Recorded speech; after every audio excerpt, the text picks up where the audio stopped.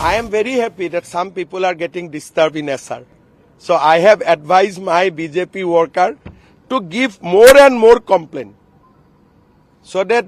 a kind of people realize that there is still some kind of resistance in Assam.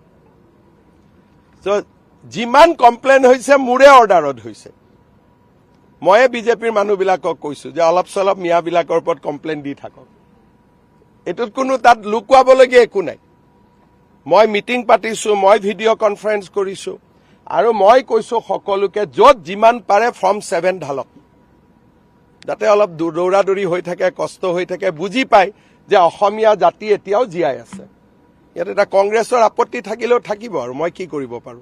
গতিকে জুনে যেনেকে পাৰে মিয়া কষ্ট দিয়ক না আপুনিও দিয়ক না ৰিক্সাত উঠিলে 5 টকা ভাড়া হলে 4 টকা দি দিব কষ্ট খালেহে অসমৰ পৰা যাব ৰাতিটো 9টাত গৈছিলে মইতো কম মিয়াক কষ্ট দিব ৰাতি 12টাতো যাওক কবাত যাব খুজিলে এইবিলাক কোনো ইস্যু টিস্যু নহয় হিমন্ত বিশ্ব শৰ্মা আৰু বিজেপিয়ে ডাইৰেক্ট মিয়াৰ এগেইনষ্টত আছে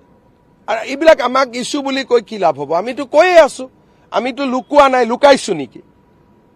আগতে এইবিলাক মানে ভয় কৰিছিলে অমুকটা নোটিছ গৈ গ'ল অমুক হৈ গ'ল এতিয়া ময়ে সবকে এনকাৰেজ কৰো যে কষ্ট দি থাকক কষ্ট নিদিলে যোৱাকালি মই চাই আহিছো দুলিয়াজানো গৈ পালেগৈ কালি মই চাই আহিছো দুলিয়াজানতো গৈ বহিলেগৈ হয় না বিমল কালি কৈ আছিলে গতিকে আপোনালোকেও কষ্ট দিয়ক আৰু তেওঁলোকৰ সিম্পেথাইজ নিউজ কৰি নাথাকিব আপোনালোকৰ ঘৰতে লাভ জেহাদ হৈ যাব